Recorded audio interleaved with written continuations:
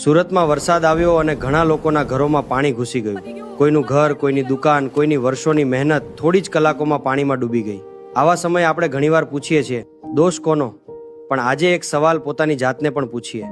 છેલ્લે જ્યારે આપણે રસ્તા પર પ્લાસ્ટિકની કોથળી, પાણીની બોટલ, ચિપ્સનું પેકેટ અથવા બીજો કચરો ફેંક્યો હતો, ત્યારે શું એક ક્ષણ માટે પણ વિચાર્યું કે કદાચ આ જ કચરો આવતીકાલે કોઈ ગટરને બંધ કરશે અને એ બંધ થયેલી ગટરનું કોઈના ઘરમાં જશે, કોઈ બાળકના પુસ્તકો, કોઈ વૃદ્ધની દવાઓ, કોઈ પરિવારની આખી કમાણી પાણીમાં તણાઈ જશે. ઘણા દેશોમાં પણ ભારે વરસાદ પણ ત્યાં લોકો કચરો રસ્તા પર ફેંકતા નથી, ડ્રેનેજની કાળજી રાખે અને નાગરિક તરીકે પોતાની જવાબદારી પણ નિભાવે. આપણા સુરતમાં પણ એસએમસી દ્વારા કચરો ઉપાડવાની વ્યવસ્થા. જો ક્યાંય ગટર બંધ હોય, રસ્તા પર કચરો પડ્યો હોય અથવા સફાઈની સમસ્યા હોય તો એસએમસીની ઓફિશિયલ એપ્લિકેશન, વેબસાઇટ અથવા હેલ્પલાઇન પર ફરિયાદ કરી શકાય છે. એક જવાબદાર નાગરિકની ફરજ છે. પૂર ફક્ત વરસાદથી નથી આવતું, ક્યારેક આપણી નાની બેદરકારી પણ એને વધુ ભયંકર બનાવી દે છે. ચાલો આપણે આજથી એક નિર્ણય લઈએ, કચરો રસ્તા પર નહીં, કચરાપેટીમાં જ નાખીશું.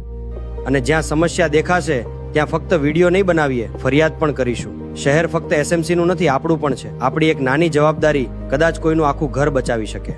એક નાની વિનંતી, જો તમને મારી વાત સાચી લાગી હોય, આ વિડીયો દરેક સુરતવાસી સુધી જરૂર પહોંચાડજો. ચાલો મળીને સુરતને વધુ સ્વચ્છ અને સુરક્ષિત બનાવીએ.